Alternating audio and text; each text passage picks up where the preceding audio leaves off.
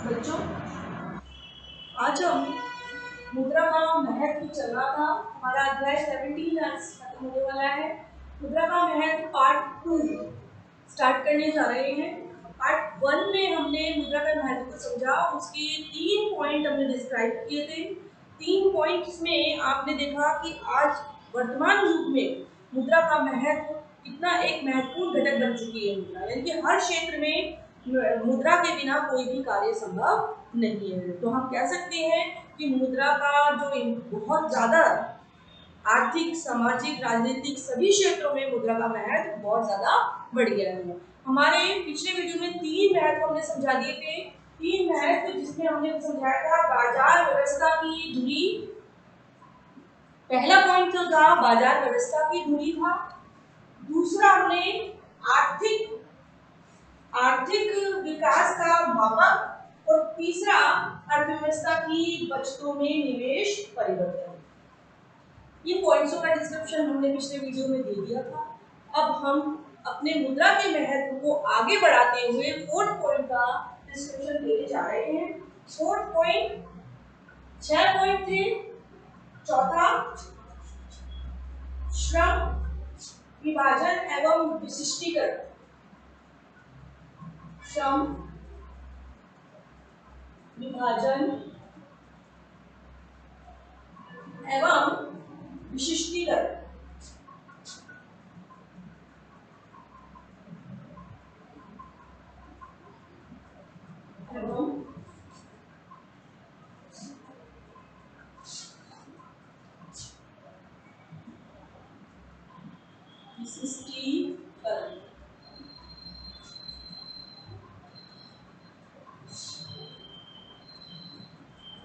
Important चीज श्रम विभाजन। एक समय ऐसा था जब वस्तुओं के विभाज्यता में भी कठिनाई होती थी, क्योंकि मूल्य का मापक नहीं हुआ करता था। लेकिन मुद्रा के इन्वेंशन से, मुद्रा के कार्यों के द्वारा श्रम विभाजन, देश में श्रम का विभाजन आसानी से किया जा सकता है और विशिष्टीकरण भी किया जा सकता है। यानी कि हम देख सकते हैं कि हमारे काम करने का तरीका मुद्रा के आने से हमें रेगुलर ही बढ़ता जा रहा है। अलग अलग तरीके से हम अपने कार्यों को विभाजित कर सकते हैं और उसमें स्पेशलाइजेशन करके अपने काम को और आगे बढ़ा सकते हैं। इसी पॉइंट को हम आगे बढ़ाते हुए कहेंगे, इसमें इसलिए लिख सकते हैं मुद्रा के माध्यम से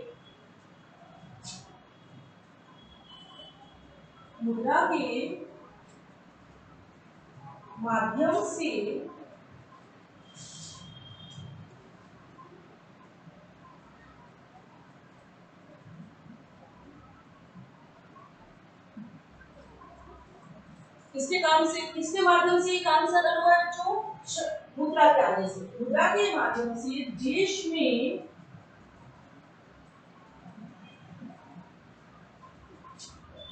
श्रम विभाजन तथा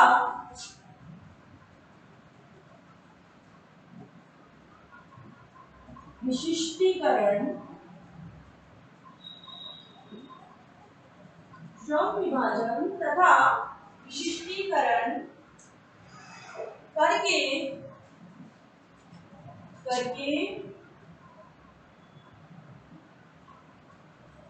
इसके माध्यम से, मुद्रा के आने से या मुद्रा के कार्यों के द्वारा हम श्रम विभाजन व विशिष्टीकरण करके उत्पादन का उच्चतम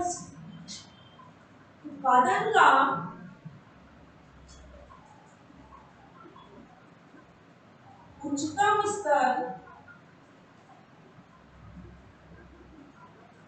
प्राप्त कर सकते हैं।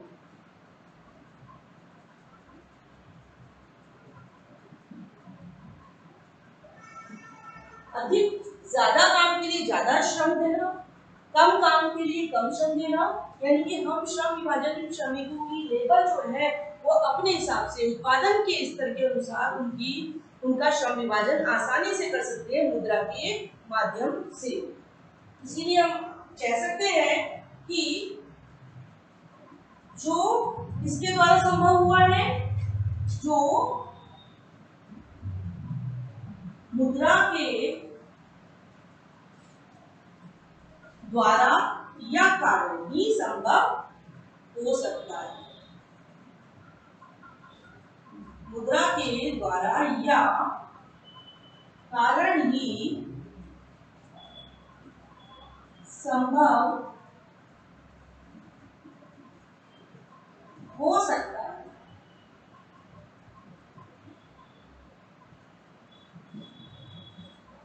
कहने का मतलब है कि श्रम का विभाजन और विशिष्टीकरण हम इजीली, आसानी से बांट सकते हैं, वितरित कर सकते हैं। किसके माध्यम से? मुद्रा के माध्यम से। जब तक मुद्रा नहीं थी तब तक ये कार्य बहुत ही मुश्किल हुआ करता था। हमने अपने पिछली वीडियो में बताया था कि मुद्रा के आने से पहले कौन कौन सी ऐसी कठिनाइयों का सामना करना पड़ा था। उसके अंतर्गत ये भी था कि उसमें वस्तुओं की अविभाज्यता और मूल्य का मापक संभव नहीं था। जब मूल्य का मापन ही नहीं हो सकता था तो हम किसी भी वस्तु का मान जो है नहीं बता सकते थे प्रॉपर। अब हमारे पास जो है मुद्रा के आने से या मुद्रा के कार्यों ने इन कामों को बहुत ही आसान बना लिया है, जिसके कारण समाज में मुद्रा का महत्व बढ़ता ही जा रहा है। तो हम कह सकते हैं बच्चों, अब हम पांचवें पॉइंट पे जाने जा रहे हैं। पांचवा पॉइंट, आर्थिक जीवन में स्वतंत्रता। आर्थिक जीवन में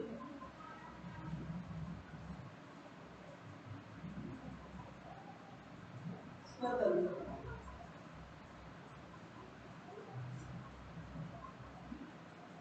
कहने का तात्पर्य कि जहां मुद्रा है वह हर जगह ही स्वतंत्रता है, लेकिन आर्थिक जीवन में, सामाजिक जीवन में, हर जीवन में मेन चीज है कि आर्थिक जीवन में स्वतंत्रता किसके कारण संभव हुई है? मुद्रा के आने से, मुद्रा के माध्यम से।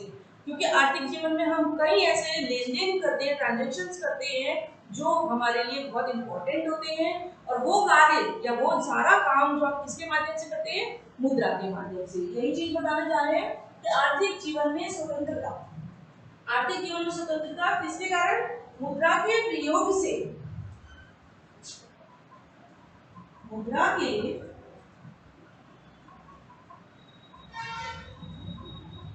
प्रयोग से उपभोक्ता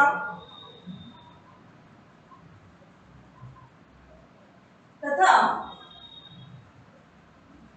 दोनों जगह से बात कर रहे हैं हम, मुद्रा के प्रयोग से उपभोक्ता तथा उत्पादक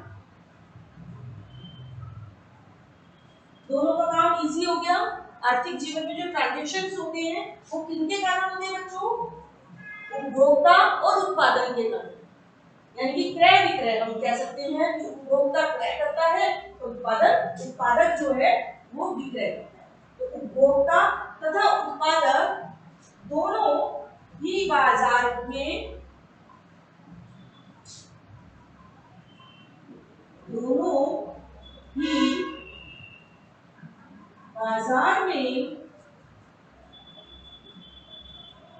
आर्थिक निर्णय,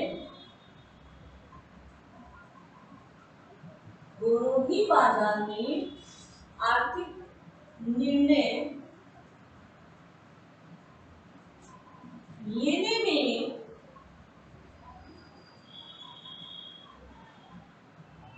स्वतंत्र होते हैं। क्लियर, समझ में आ गया होगा कि क्यों होते हैं? मुद्रा के प्रयोग के द्वारा। तो मुद्रा एक ऐसी सामग्री, ऐसी वस्तु है जिसके अंदर सर्वगुण समाहित है। वस्तुओं को खरीदने और बेचने, यानी सभी चीज इससे हम कर सकते हैं। तो जो वस्तु को खरीदता है और जो वस्तुओं को बेचता है, दोनों ही अपने स्तर पर ये निर्णय आसानी से ले सकते हैं। ये कार्य किसके द्वारा संभव हुआ है? या मुद्रा का महत्व जो है इसके कारण ज्यादा बढ़ा है, क्योंकि मुद्रा के कार्यों ने मुद्रा के महत्व को बहुत ज्यादा बढ़ा दिया। इसी तरीके से हम अपना 6 पॉइंट लेंगे। देखिए, सबसे इंपॉर्टेंट पॉइंट है सामाजिक प्रतिष्ठा का आधार।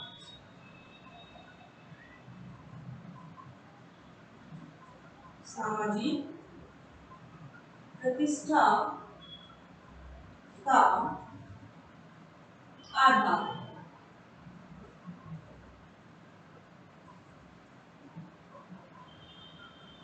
कहने का तात्पर्य सामाजिक प्रतिष्ठा जिसके पास मुद्रा अधिक मात्रा में है वह समाज में प्रतिष्ठा का सूचक है। किसी भी व्यक्ति के पास मुद्रा ज्यादा है वो समाज में प्रतिष्ठित व्यक्ति कहलाएगा, जिसके पास नहीं है वो निर्धन। लेकिन मुद्रा से ही व्यक्ति की पहचान की जाती है, इसीलिए कहा गया है कि सामाजिक प्रतिष्ठा का आधार है। इसके अंतर्गत हम लिख सकते हैं कि मुद्रा अर्थव्यवस्था में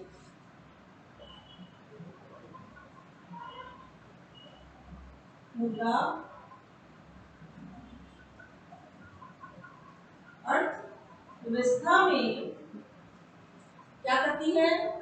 सामाजिक प्रतिष्ठा का आधार माना जाता है मुद्रा को। अर्थव्यवस्था में मुद्रा अर्थव्यवस्था में आर्थिक स्वतंत्रता के साथ साथ आर्थिक स्वतंत्रता के साथ साथ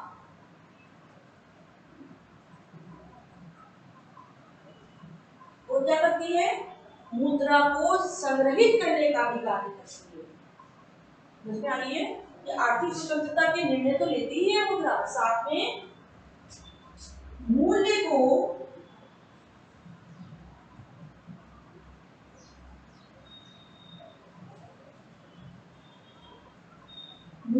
संग्रह या मूल्य का संग्रह करना प्रदान करती है।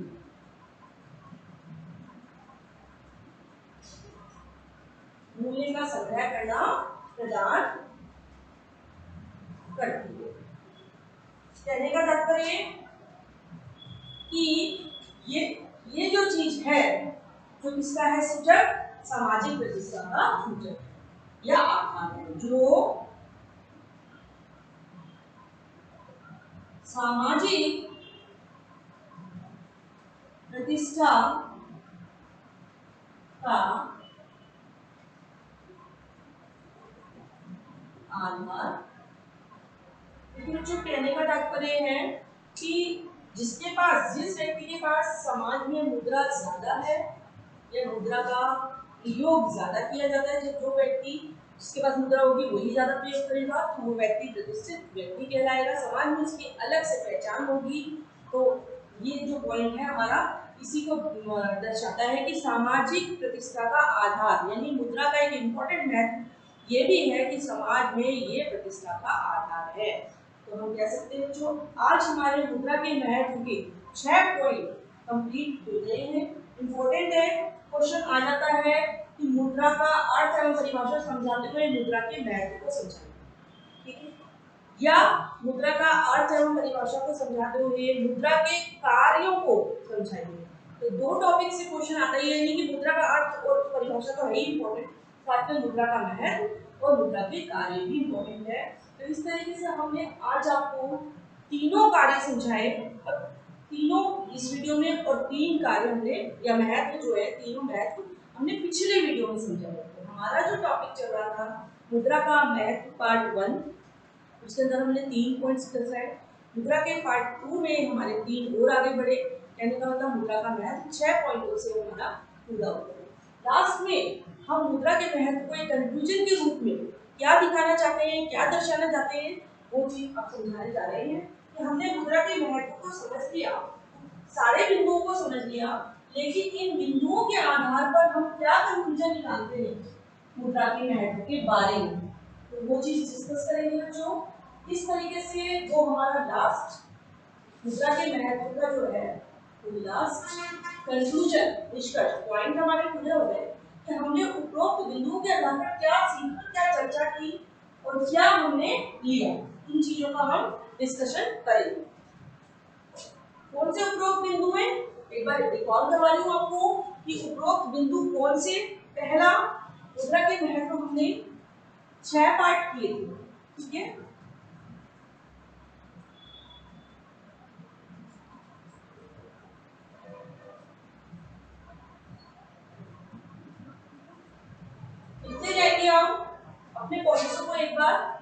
रिकॉल करने की दृष्टि से, पहला बाजार व्यवस्था की दूरी, जो कि हम डिस्क्राइब कर चुके हैं बच्चों। दूसरा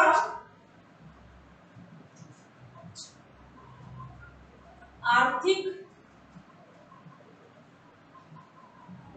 विकास का मापक।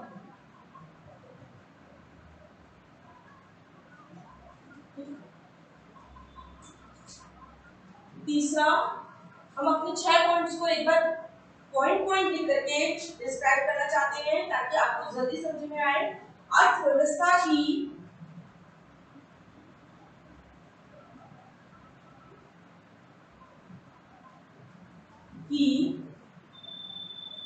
बचतों के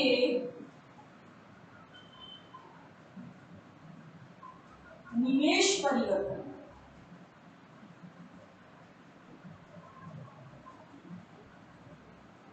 ये हमारे पिछले वीडियो में डिस्कस हो चुके थे। आज हमने जो किया है फोर्थ पॉइंट, आज हमने स्टार्टिंग में ही फोर्थ पॉइंट आपको समझाया था कि श्रम विभाजन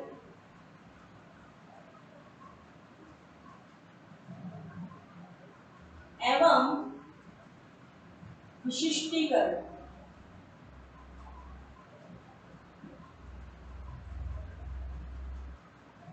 ठीक है, अब हमारे 2 पॉइंट बचे हैं जो कि आगे डिस्कस हुए हैं। कौन से?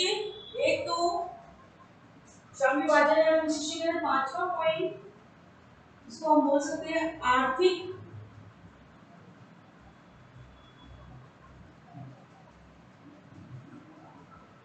स्वतंत्रता, आर्थिक आर्थिक स्वतंत्रता, आर्थिक जीवन में स्वतंत्रता है बच्चों।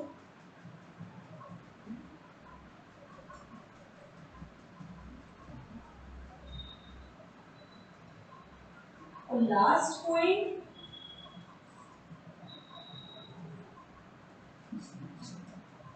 जो हम एक फ्लो चार्ट से समझाने हैं। 6वां पॉइंट सामाजिक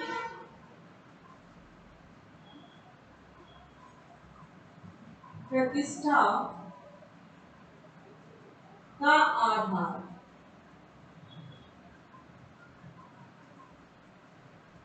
इन 6 बिंदुओं को या इन 6 बिंदुओं पर हमने मुद्रा के महत्व के इस टॉपिक की चर्चा की थी हमने। इन 6 बिंदुओं को जो हमने एक बार शॉर्ट समरी में या फ्लो चार्ट से आपको डिस्क्राइब किया।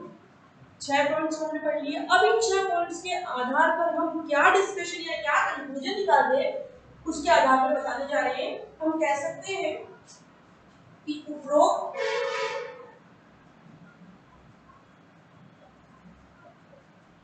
बिंदु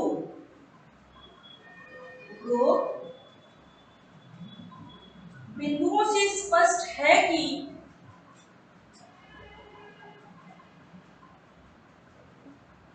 उपरोक्त बिंदुओं से स्पष्ट है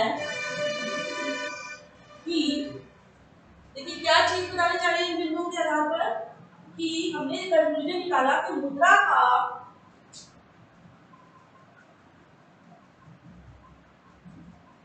का आर्थिक, मेन चीज है आर्थिक क्षेत्र में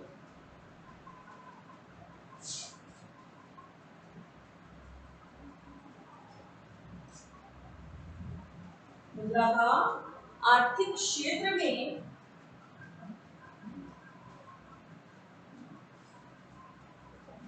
अत्यधिक महत्व है। अत्यधिक, आर्थिक क्षेत्र में अत्यधिक महत्व है। देखिए बच्चों, इस चीज से ये चीज तो क्लियर हो गई है कि हमने जो भी चीज पढ़े, क्योंकि हम पढ़ रहे हैं अर्थशास्त्र। अर्थशास्त्र में ही मुद्रा का महत्व नहीं है। मुद्रा के बिना किसी भी क्षेत्र में काम नहीं किया जा सकता। तो हमने ये अपने उपरोक्त बिंदुओं के आधार पर बताया है कि मुद्रा का जो है आर्थिक क्षेत्र में अत्यधिक महत्व है, क्योंकि आर्थिक निर्णय उपभोक्ता और उत्पादक के द्वारा लिए जाते हैं। उन्हीं के द्वारा हम क्या करते हैं, अपने सारे लेन देन करते हैं, समस्त कार्य इसके द्वारा किए जाते हैं। तो इसलिए सबसे ज्यादा इंपॉर्टेंट रोल जो बताया है या मुद्रा का महत्व जो सबसे ज्यादा बताया है वो किसने बताया, जो आर्थिक क्षेत्र में। इसी तरीके से हम कह सकते हैं फिर भी कुछ अर्थशास्त्रियों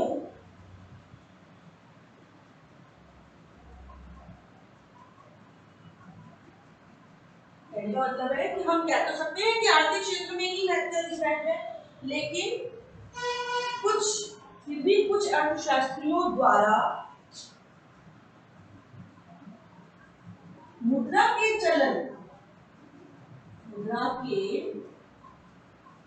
जो मुद्रा व्यवहार में चलती है या मुद्रा के इशू होने के कारण मुद्रा के चलन या प्रचलन, ठीक है, उनके द्वारा क्या होता है, नियंत्रित करने के लिए अर्थशास्त्री द्वारा मुद्रा के चलन या प्रचलन को नियंत्रण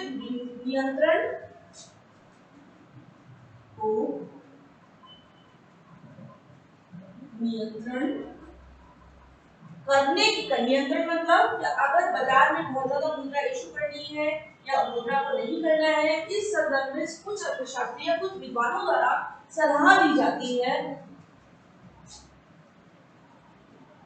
नियंत्रण में रखने की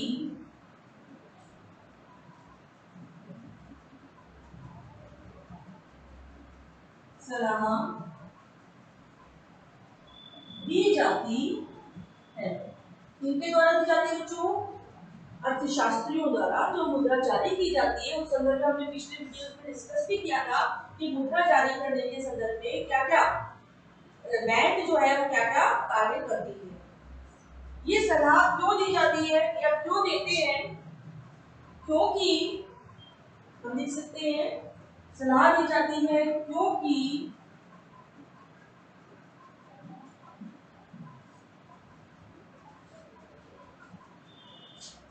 अनियंत्रित होने पर, यानी मुद्रा अगर चलन में नहीं होगी या प्रचलन में ज्यादा हो जाएगी तो उसको कंट्रोल करने पर, उसको नियंत्रण में रखने की सलाह तो अर्थशास्त्री देते हैं। लेकिन अनियंत्रित होने पर क्या हो सकता है ये बताएं, क्योंकि अनियंत्रित होने पर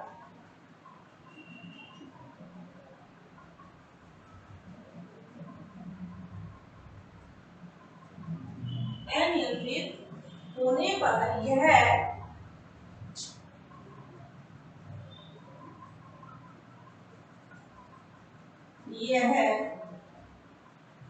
मुद्रास्फीति, ये टॉपिक आपका बाद में चलेगा बच्चों, लंबा टॉपिक है। मुद्रास्फीति का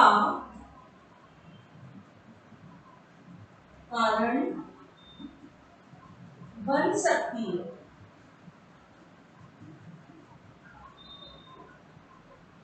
यह मुद्रास्फीति का कारण बन सकती है, जिसके कारण या जिसके द्वारा,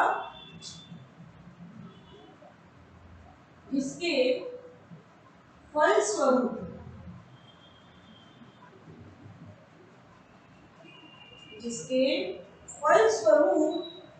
अर्थव्यवस्था को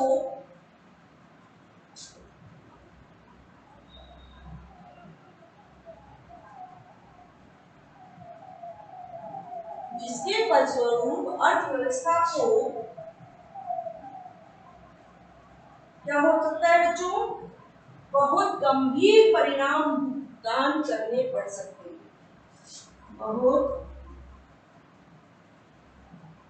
गंभीर परिणाम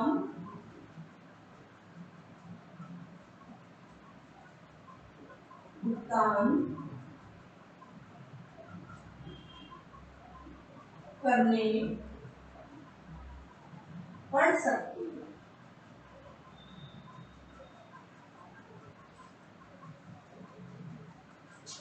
साफ साफ चीजें पता चल रही है कि हमने मुद्रा तो देख ली, मुद्रा के कार्यों को भी समझ लिया, मुद्रा की इंपॉर्टेंस को भी समझ लिया कि इंपॉर्टेंस ऑफ मनी क्या है, लेकिन इसके मेरिट और डिमेरिट यानी कि लाभ और दोष दोनों चीज देखिए कि हमें इसके फायदे क्या है और नुकसान क्या है।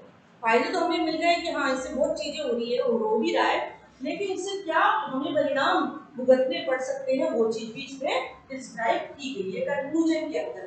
तो इसलिए क्योंकि इन सब का विश्लेषण जब किया तो इसलिए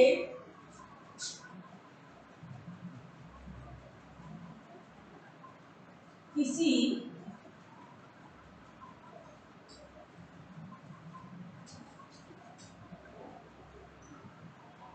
विद्वान ने इसलिए किसी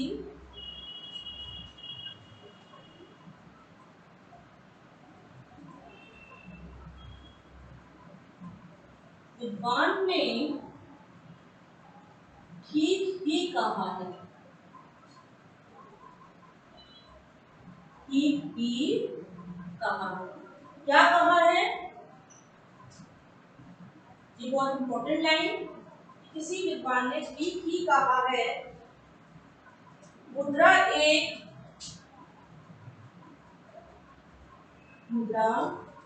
एक अच्छी सेविका,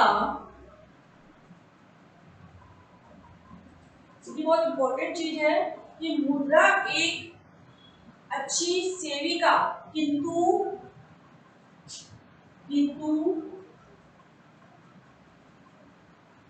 बुरी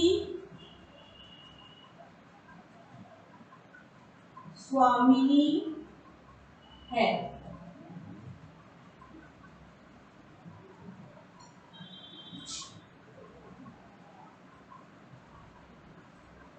बहुत इंपॉर्टेंट चीज, मुद्रा एक अच्छी सेविका किंतु बुरी स्वामिनी है। स्वामिनी जिसको हम ओनर से बोल देते हैं, या सारे निर्णय मुद्रा के द्वारा करने वाला व्यक्ति, या तो कह सकते हैं हम कि मुद्रा एक अच्छी सेविका किंतु बुरी स्वामिनी है।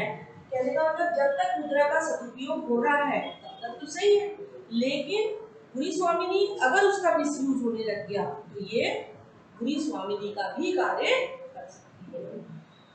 आज हमने बच्चों उपरोक्त बिंदुओं के आधार पर जो भी स्पष्ट किया या कंक्लूजन लिखा या निष्कर्ष निकाला वो यही देखा कि मुद्रा जो है वो आर्थिक क्षेत्र में क्या करती है। मुद्रा का जो है आर्थिक क्षेत्र में तो अत्यधिक महत्व है, लेकिन इस फिर भी कुछ अर्थशास्त्रीय विद्वानों के द्वारा इसको नियंत्रण में रखने की सलाह दी जा रही है। सलाह इसलिए दी जाती है क्योंकि मुद्रा का मिसयूज यानी कि मुद्रा का जो प्रयोग है वो अच्छे कार्यों के लिए ही किया जाए, बुरे कार्यों के लिए इसका प्रयोग न किया जाए। इसीलिए इस नियंत्रण को रोकने के लिए यानी कि अनियंत्रित होने पर मुद्रा क्या कर सकती है, मुद्रास्फीति का कारण बन सकती है, जो अर्थव्यवस्था के लिए बहुत ही हानिकारक है। यही चीज बता रखी है कि मुद्रास्फीति होना मुद्रा के लिए बहुत ही हानिकारक है। जब मुद्रा ज्यादा चलन में आ जाती है तो मुद्रास्फीति होने का डर रहता है, पैसों का मिसयूज होता है। तो यही इसके कारण अर्थव्यवस्था को बहुत ही गंभीर परिणाम भुगतने पड़ सकते हैं। इसलिए विद्वान ने इसी चीज को कहते हुए कहा है कि मुद्रा एक अच्छी सेविका है किंतु बुरी स्वामिनी है, भी है, किंतु बुरी स्वामिनी भी है।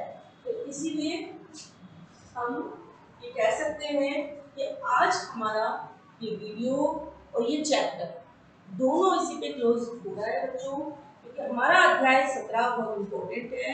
ज्यादातर क्वेश्चन मुद्रा से रिलेटेड आएंगे और अब इसके बाद हम व्यापारिक बैंक और केंद्रीय बैंक इन चैप्टर्स का अध्ययन करेंगे, क्योंकि मुद्रा का जो है महत्व हमारे आर्थिक क्षेत्र पर है, लेकिन आर्थिक क्षेत्र पर हम जो संग्रह करते हैं, मुद्रा को संग्रह करते हैं, उस संग्रह को हम किस रूप में बैंकों में जमा कराते हैं, यानी कि एक तरीके से बैंकिंग प्रणाली का जो विकास है वो मुद्रा के महत्व से कैसे बढ़ा है, या हम व्यापारिक बैंक और केंद्रीय बैंक में हम अगले अध्याय में या अगले चैप्टर्स में इन दोनों में तुलना भी कर सकेंगे और अंतर भी कर सकेंगे।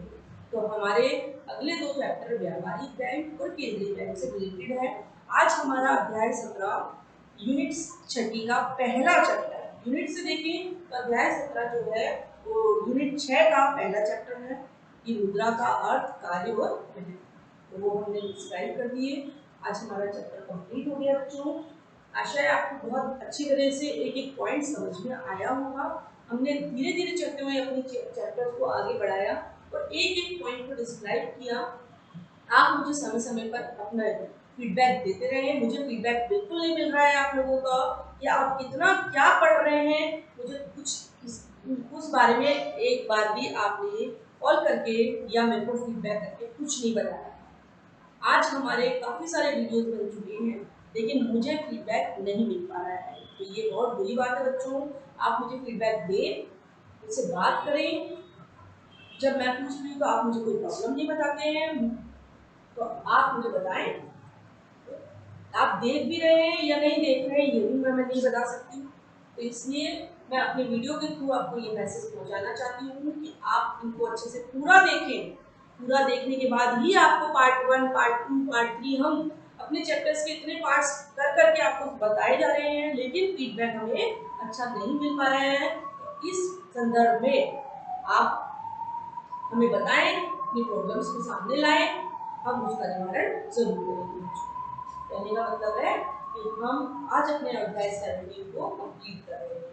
अपने अगले वीडियोस में यूनिट को आगे बढ़ाते हुए हम 18 चैप्टर का डिस्क्रिप्शन आपको देंगे। ओके बच्चों।